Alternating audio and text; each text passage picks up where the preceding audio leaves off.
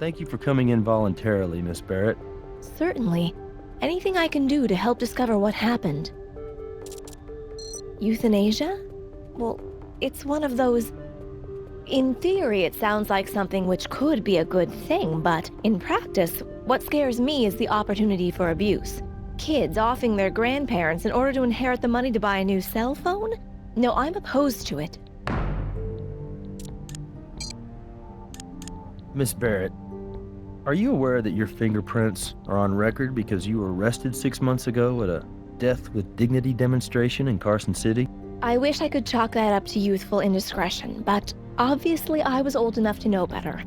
Suffice it to say, my politics 6 months ago had more to do with my personal relationships than my personal beliefs. I don't mean to suggest that there's anything wrong with the Death with Dignity people. It's just that I wasn't really with them, if you know what I mean. And honestly, having lived with Mary like this for all this time, I can't say I could make a decision like that. Especially because, even though she can't speak, I know Mary wants to live. I know that very much in my heart. Ms. Barrett, could you tell us your whereabouts for the last 24 hours? I live in Los Angeles. I come up here to visit with Mary once a week. I flew up here this morning. By that look on your face, I'd imagine you'd also like to know if anyone can verify what I'm saying, but I don't think anyone I know saw me. Oh, wait. Hold on. Actually, I have this excellent home security setup. Superior security systems. You see the way it works? You're either in the away setting with the motion detectors on, or the home setting with them off. They gave me an application for my cell phone that tracks when I'm home and when I'm away. I can send what it recorded for the last 24 hours to you, and you'll be able to see I was home, right up until I left for my flight this morning. Okay. Send us those records, Ms. Barrett.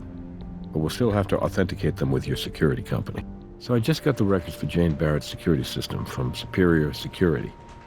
Looks like they check out. According to the records, Ms. Barrett was at home last night at 11. You know, the Marst family is still a pretty powerful player in this state. And it's pretty much an open secret that John Barrett was set to inherit everything when Mary Marst died. Jane Barrett wasn't even going to get a little something for the effort. Well, being left out of the will is a possible motive, but what do we think about Jane helping Mary end her own life? Trying to give her death with dignity? Do you know what death with dignity is? It means you don't drool. I think when you have a family with a lot of money to fight over, I don't trust any of them. But if Doc Robbins tells us the time of death clears Jane Barrett, then I'll move on to the next best suspect, family member or not. Vault Insurance Company was only too happy to provide us with their claim file on Mary Marst's accident. Hey, Robbins here. Sorry if I slowed you down any, but I was finally able to determine your victim's time of death. You're looking at somewhere around 11 p.m. last night. Why don't you meet me in the morgue when you're ready, and we can go over the rest of the autopsy results.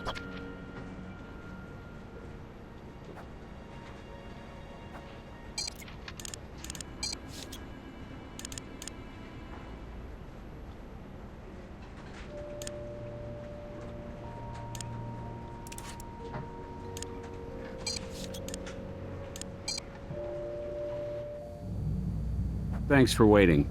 Ms. Marst's previous injuries, which resulted in extensive hypertrophic scarring, made my job a lot more challenging than I'd expected. I'm sorry if I've slowed you down any. Just because something walks like a duck and quacks like a duck doesn't mean we shouldn't assume it's a duck. The massive amounts of morphine found in the victim's system would lead one to expect death by overdose-related causes, and I did determine Ms. Marst's cause of death to be asphyxia due to morphine intoxication. Because the extensive scar tissue in Ms. Marst's lungs was hypertrophic, it took a little while for me to distinguish the morphine as the root cause of the asphyxia, as opposed to a more general catastrophic failure of the respiratory system due to her persistent condition. Is it just me, Doc, or did this autopsy take a little longer than usual?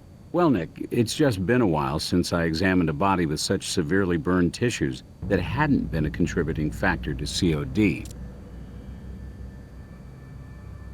I estimate time of death to be somewhere around 11 p.m. last night. The problem I had with this one is, if you take a good look at the muscular atrophy, it presents like advanced rigor. These pressure ulcers and skin abrasions also led to some initial confusion over the degree of livor mortis. And finally, once I got Ms. Marst's medical records and saw she'd stopped eating solid food about 3 months ago, I knew I couldn't use any partially digested food to help set her time of death. Man, you weren't kidding when you said this one was challenging. Yeah, but that's what keeps the spark alive in this job. It's a good question, and I have no answer for you. Now, in a situation like this, where such a high dose of morphine is involved, I look for signs of cadaveric spasm. Because when voluntary muscles are deprived of oxygen due to, say, strenuous activity, these muscles tend to seize up perimortem, and indications of cadaveric spasming, let's say in the hands or arms, would tend to suggest the victim was in the midst of a struggle around the time of death, and I looked for such indications. When I got the full tox report back, it seemed to me that the level of morphine in her system was so toxic, it probably caused her to slip very quickly into an unconscious state just prior to the total collapse of lungs. So, absent any indication of cadaveric spasm, I concluded your victim's voluntary muscles were not engaged in any such strenuous activity perimortem. The more important point here is that whether this was a deliberate act of murder or an assisted suicide, Mary Marst's death was the result of a homicide. No, it would have been impossible. Her medical records indicate Ms. Marst sustained multiple near-fatal injuries in a car crash. Apparently, she actually inhaled burning fuel, which obviously severely and permanently damaged her vocal cords. Sure, I collected them for you, as usual. Anything I can do, feel free to take a closer look at the body yourself. Oh, almost forgot. There's a shard of some kind embedded in the back of her left hand. I left it for you to collect.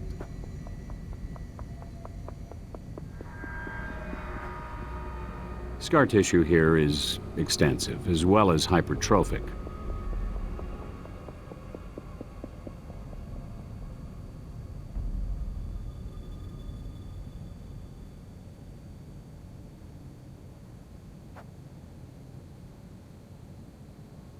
That's the shard I told you about.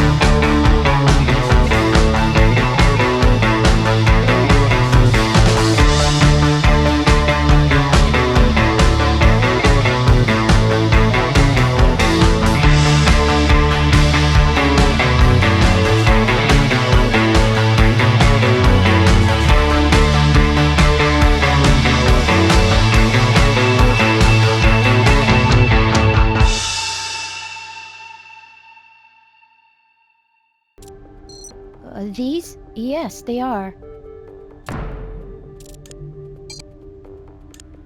That's odd.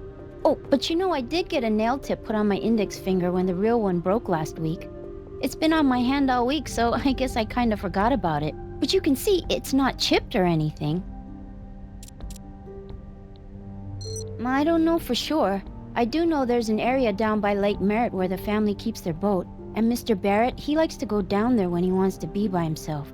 Given what's happened, I wouldn't be surprised if he's there now. Mr. Barrett would tell Mary about the boat and the lake and how it was the only real place in the world he could find any peace. He and Mary spent a lot of time together. He would sit there beside her and carry on a conversation as if she were talking right back to him. I wasn't eavesdropping, I just couldn't help but overhear their talks. Or his talking, that is.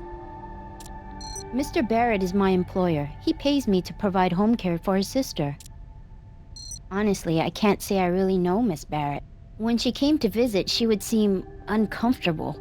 But seeing someone you love in the condition Miss Marsh was in, well, it's very, very difficult. So I tried not to take anything personally. Thank you, nurse. We may call you in if more questions come up. I understand.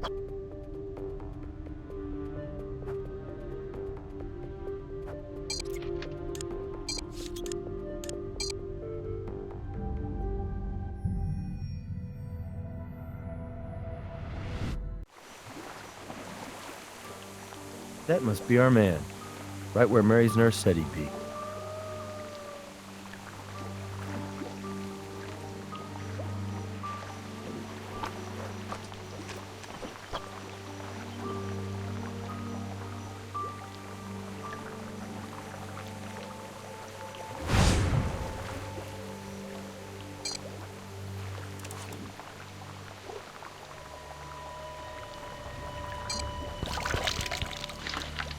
Good idea. We can use the microscope to compare the mold against any prints we find.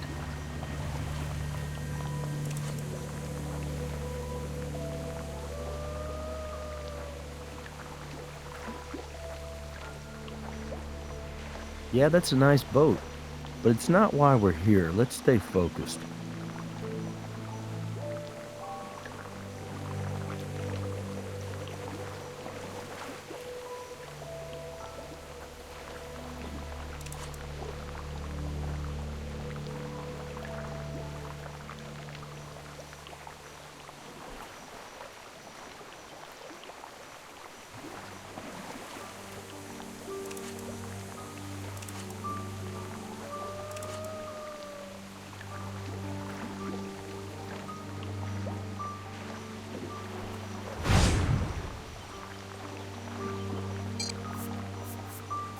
Well, no one will ever accuse you of not being thorough. I'd say you might be overdoing it a little bit, but it never hurts to practice, right?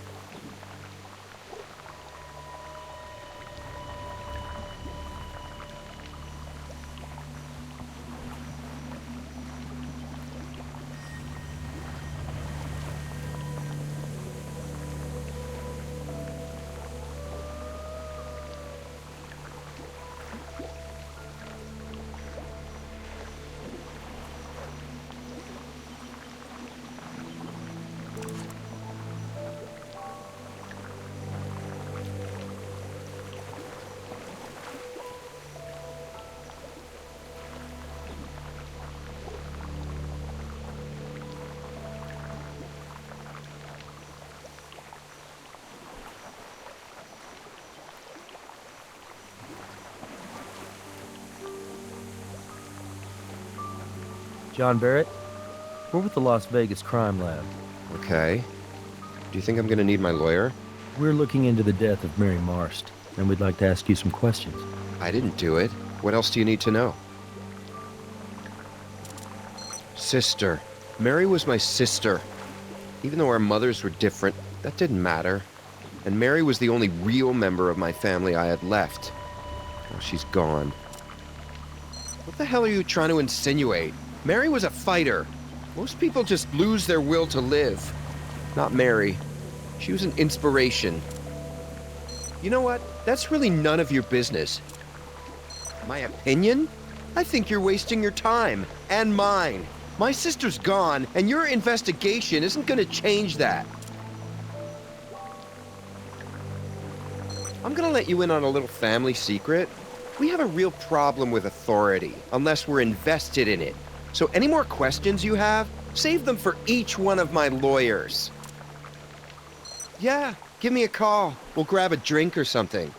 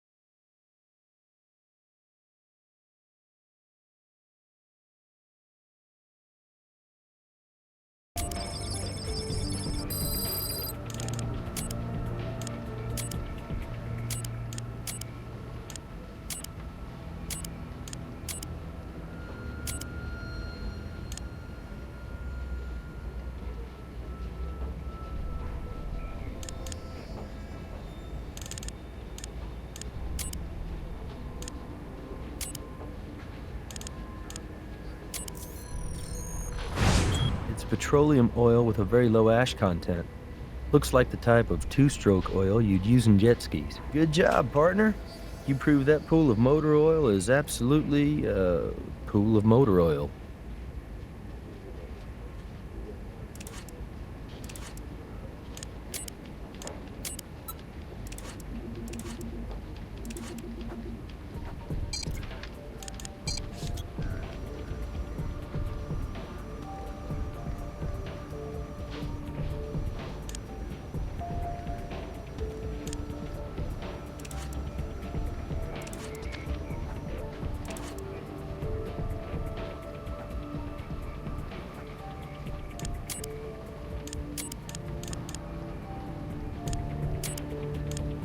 The size and the tread patterns match.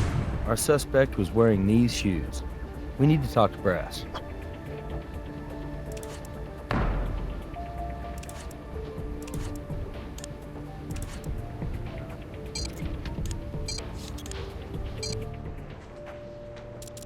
Based on what evidence? This is good. We can get a warrant to search the kid's room with this. Problem we have now is it's Sunday, which means the judge is indisposed on one of several possible golf courses. I'll have to chase him down to get the warrant to search John Barrett's room. Why don't you head back to the lab? I'll call you when I have it.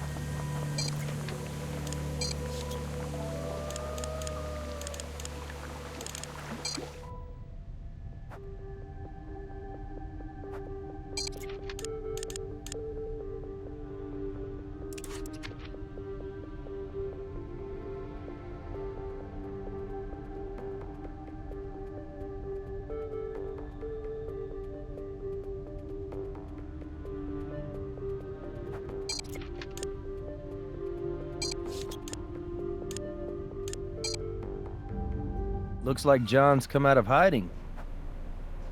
Go to hell. I really have nothing to say to you. Mr. Barrett, you do realize someone killed your stepsister, don't you? If you think I did it, then why don't you just arrest me? What about her? How would you feel if we told you we suspect Pauline may have been involved with Mary's death? Nothing. I feel nothing. Go to hell. You don't know a damn thing. Please, leave me alone.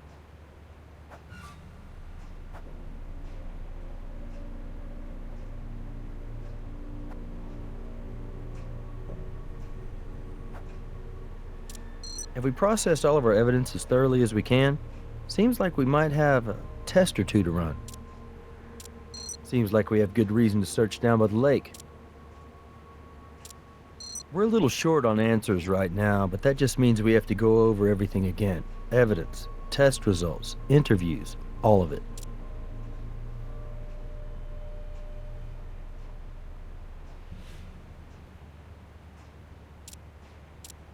It's not like I'm trying to pull rank on you or anything, but as your supervisor, I want you to make sure that we've processed and double-checked all of the evidence we've collected. Seems like we have good reason to search down by the lake.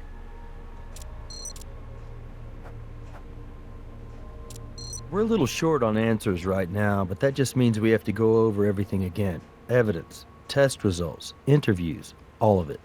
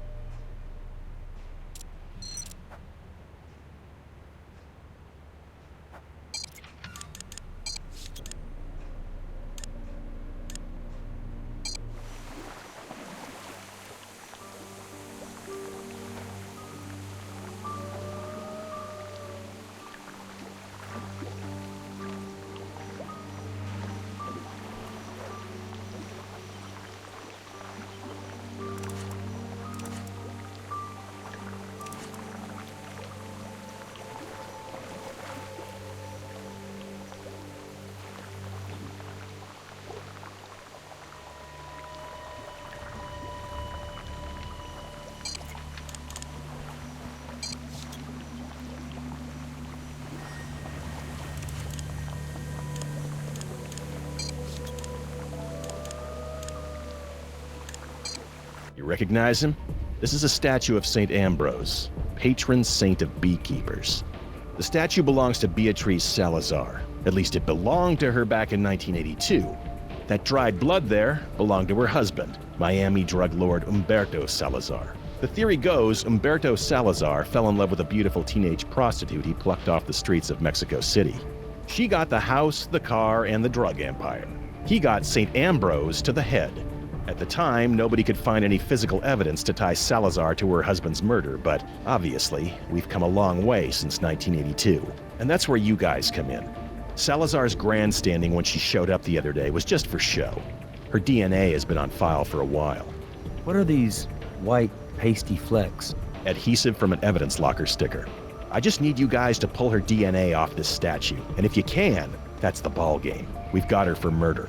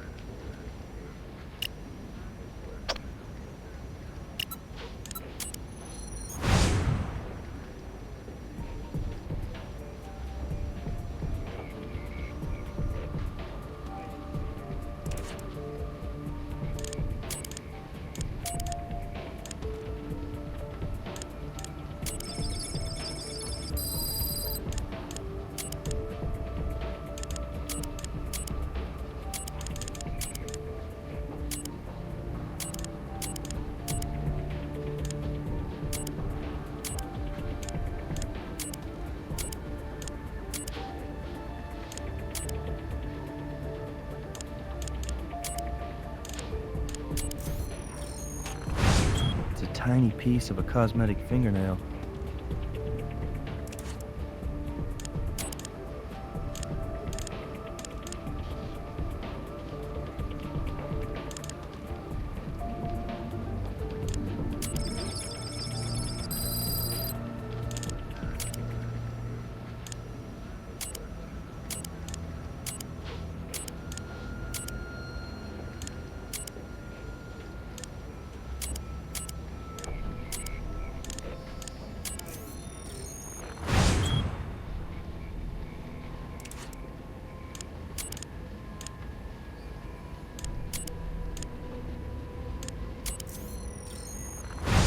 They're a perfect match.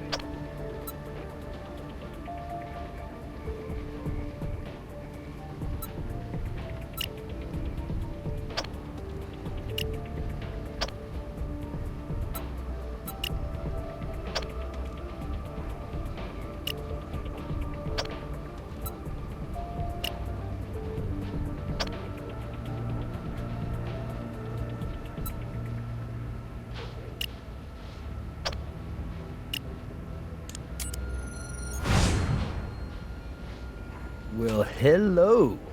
It's always the naughty nurse, right? Not only does Pauline Lou have a work card because she's been a dancer at various gentlemen's clubs around town, but she also has an arrest for solicitation on her record. Looks like John and Nurse Lou didn't want us to know about their little relationship.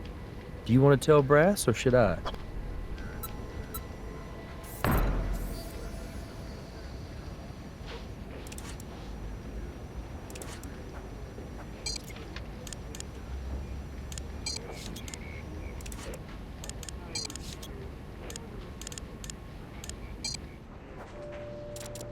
What do you got in the way of evidence? Pauline Lou and John Barrett were lovers. Great. So I'd call that motive, wouldn't you? So let me get this straight. John Barrett stands to inherit a fortune. His girlfriend, the nurse, provides him with an alibi, and lucky for her, vice versa. And on top of that, her intimate knowledge of the regulator unit gives the kid a great big opportunity for murder. Looks like John Barrett doesn't seem too interested in providing an alibi for anyone, including Pauline Lou. Okay, let's not tip our hand here. If we try and talk to John Barrett first, his lawyers might circle him and the nurse. But if we call the nurse in here first, then maybe she'll be willing to make a deal and give up her boyfriend. I'm very confused by this situation. I've tried to be very cooperative. Have I done something wrong? Well, like I told you before, I chipped a nail and replaced it with this one I have on. And I've had it on all week. Why are you asking? Pauline, we found your DNA on a cosmetic fingernail. That's right. You know what? When I first broke my nail, I put on a different replacement. But I didn't apply it right, so then I put this one on. In fact, I didn't even put this one on. The woman who does my nails did. But I don't see why any of this matters, because that was all like a week ago. Why are you asking me that? I'm a registered nurse, and Mr. Barrett hired me to provide hospice quality care to his sister. Pauline, I'm gonna ask you again. What is your relationship to John Barrett? I think you know why I'm asking. Because according to the semen and vaginal contributions we found on this underwear, you and Mr. Barrett were very intimate. At least on one occasion. It's true. I love John. We've been together for some time now. I met John not long after his parents passed away. I probably fell in love first. I think he was more interested in being distracted. You see, before I was a nurse, I was a dancer. A stripper, actually. It's not something I'm proud of, but it's not exactly something I'm ashamed of either. It paid my way through nursing school. I'd always dreamed of being a nurse. And it brought me to John. But I never quite had enough confidence, or I don't know. Maybe I just didn't have enough experience to pass my certification tests. John was the only one who ever believed in me. He's the most sensitive, caring man I've ever known. Pauline, you've been telling us this whole time that you're a registered nurse. Yeah, well, for all practical purposes, I am. It's just that I don't actually have this certification yet, and I didn't want to get John into trouble for having hired me. Look, I swear to God, that's the only reason I tried to hide our relationship from you. Look, all my life, all I've ever wanted to do is be a nurse and help people. I couldn't bear the thought of being barred from the profession for good because of this. As Mary's nurse, you definitely had what we like to refer to as opportunity. You following me? Okay, now since you and John had a little thing going on, and he stood to inherit the family fortune if and when Mary died, well, that gives both of you motive. What really complicates things is that you've told us two different stories. I'll tell you what, Miss Lou. We're all reasonable people. We know you and John are in this thing together. That's why we're prepared to offer you a deal. Testify against Mr. Barrett, and we'll make sure that you do the bare minimum of jail time. What do you say? No, please, I'm innocent. You've got to talk to John. He'll tell you. We were together all night. I swear to you. You lied to us, Pauline. Now it's kind of hard just to take you at your word. And since John's not talking, we're really going to need your help to find something to back up your story. If John knows what's going to happen to me, he'll talk to you. I know he will. He's a very complicated man. Before her accident, Mary gave John a gift. It's a goofy little thing. This little finger puppet. It was like this private joke between the two of them. But then when Mary got hurt, that stupid puppet began to mean the world to John. He would hold it at her bedside and try to make her laugh with it. But last week, the puppet got lost somehow. I'd been cleaning up and I must have misplaced it, but John went ballistic. I mean, you'd have thought I'd run over his dog. Anyway, day before yesterday, I found the damn puppet. I was thrilled. I went down to the lake, down by where they keep the boat, and I was gonna surprise John with it, but before I could say anything, he started screaming at me. And that's when I threw that stupid puppet away. For good. Well, not exactly for good. I tried throwing the damn thing in the lake, but instead I ended up tossing it into the family's boat. Okay, this is the crazy part, and the whole reason I'm telling you this. I think if John gets that puppet back, then he might be able to open up to you guys. He's missing Mary so much. He just needs to have a piece of her back, and then he'll open up and tell you everything you need to know. I'm sure of it. That's all for now. Thank you.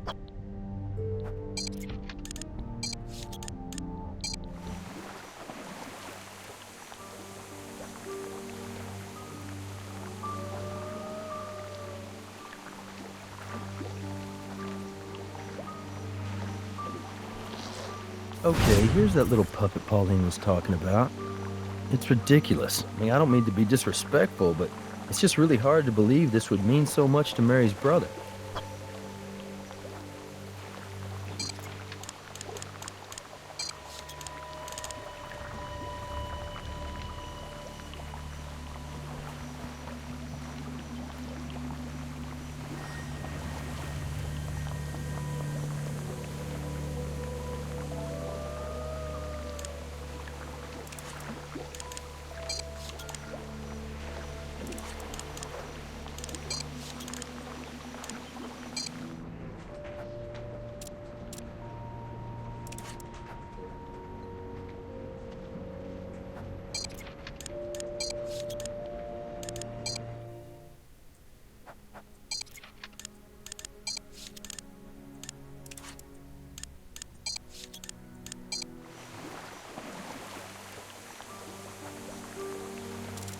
Have we processed all of our evidence as thoroughly as we can?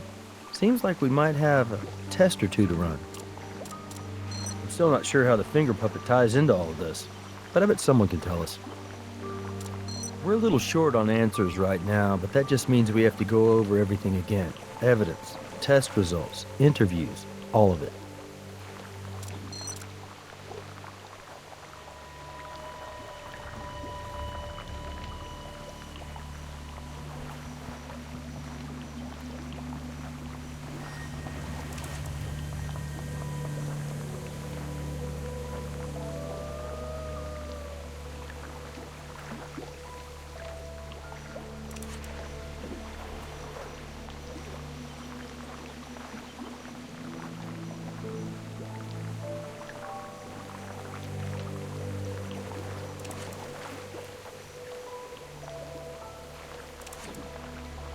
Oh,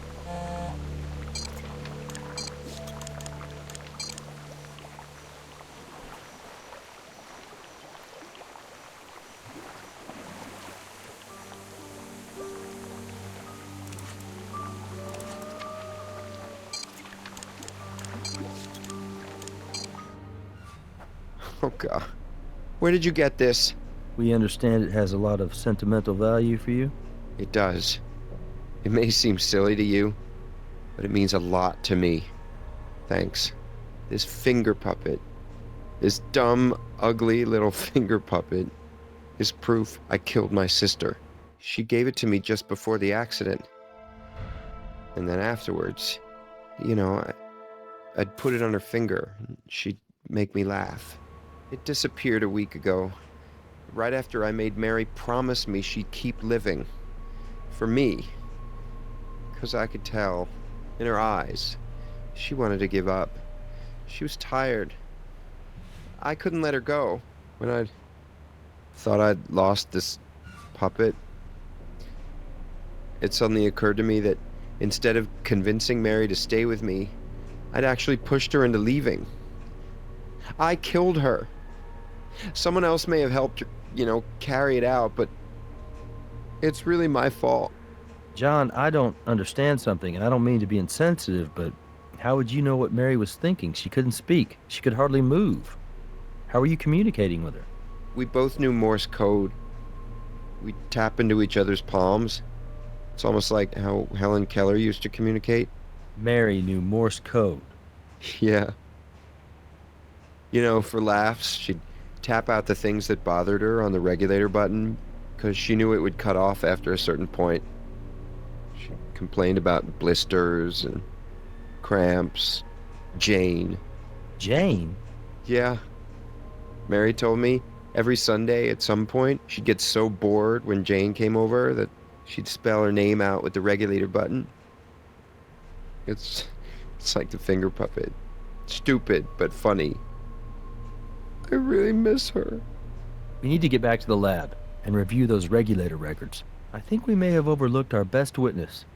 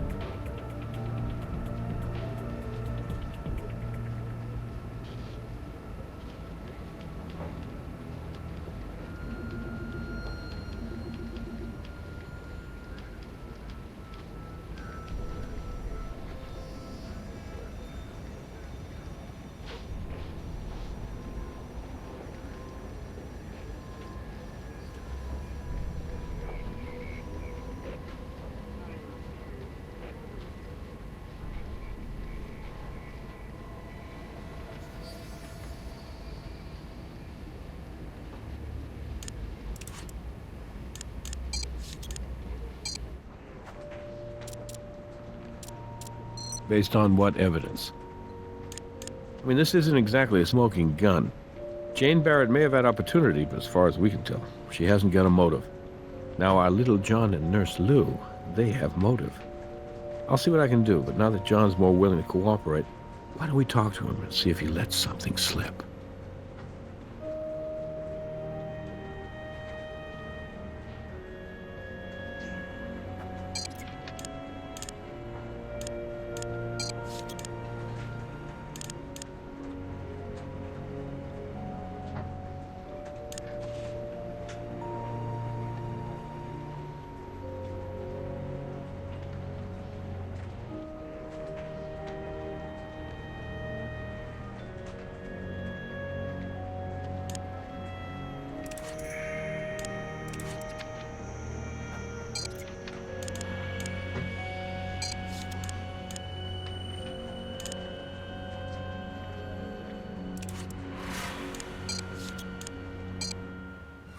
Look, officers, this is a really terrible time for me right now.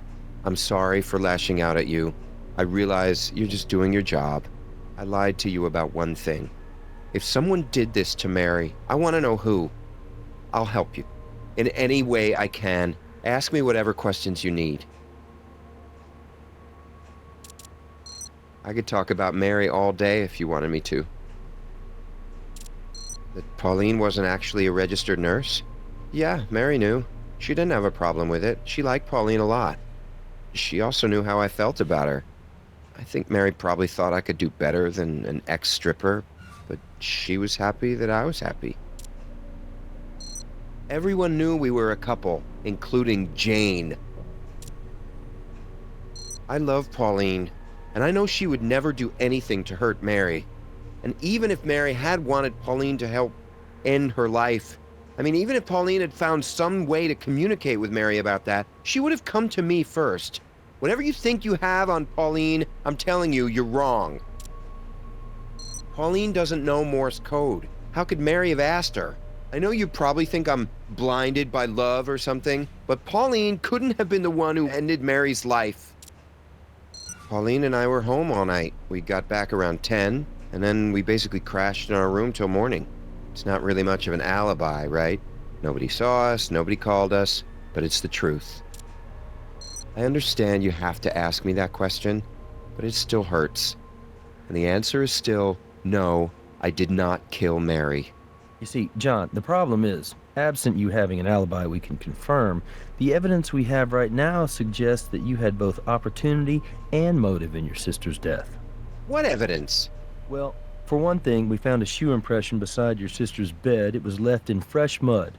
We were able to match that impression to the shoes we found in your bedroom, the ones which still had caked mud on them. Wait a minute. Think about it. If I was really gonna kill Mary, why the hell would I track mud all over the house and leave my shoe print where you guys can find it and match it right back to me? You ever hear the expression consciousness of guilt? It means deep down, you might have subconsciously felt guilty for doing what you did. I didn't do what you think I did. The thing is, I have another pair of shoes just like those. I keep them on the boat. Somebody else could have used them. Somebody who wanted to make it look like I did it. Now, the weird thing is, I keep those shoes in a locked cabinet. But here's the key. Go check it out. Jane. My sister and I don't exactly get along anymore, but between the two of us, I'm the one capable of murder, not her. Jane didn't like Mary. She didn't trust her. But then after the accident, Jane tried really hard to make things right between them. No, Pauline and I were there all day. We never saw her. Do you lock the front door? No, we don't. I guess it's possible Jane could have come in without us seeing her. Anything's possible, right?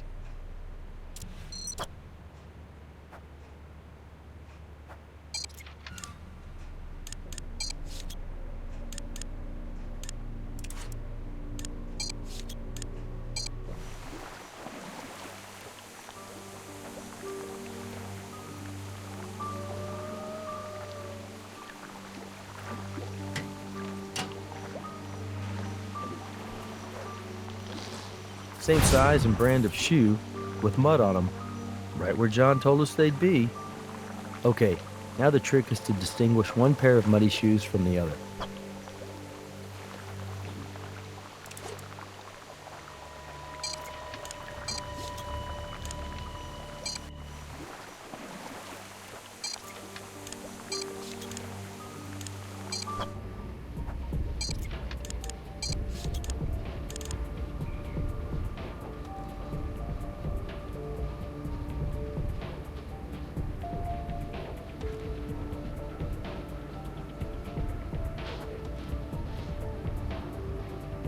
Good catch. That's a very fine strand of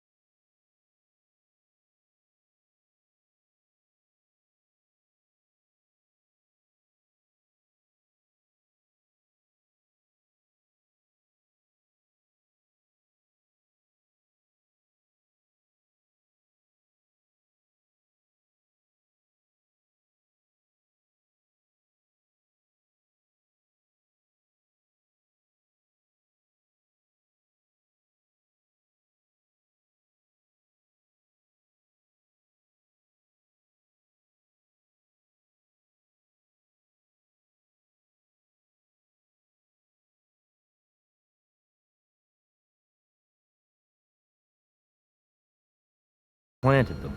So our killer wanted us to make the connection to the bust, and wanted to make sure we found those muddy footprints right by it.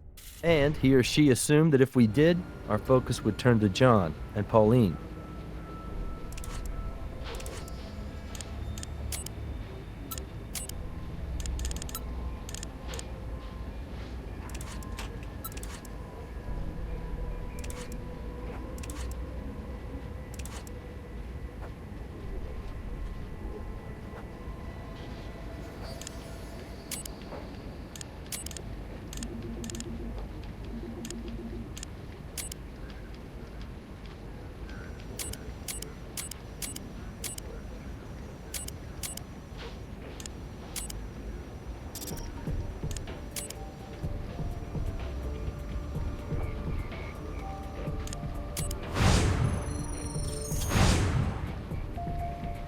Jane Barrett's fingerprint is on the hammer used to smash the regulator. I'd really like to hear what Jane Barrett has to say.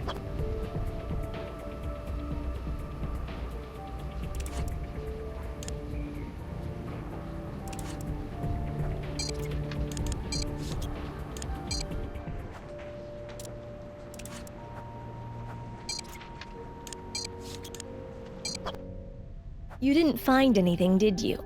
I tried to save you the trouble. So is that it, officers? You'll never really know, will you?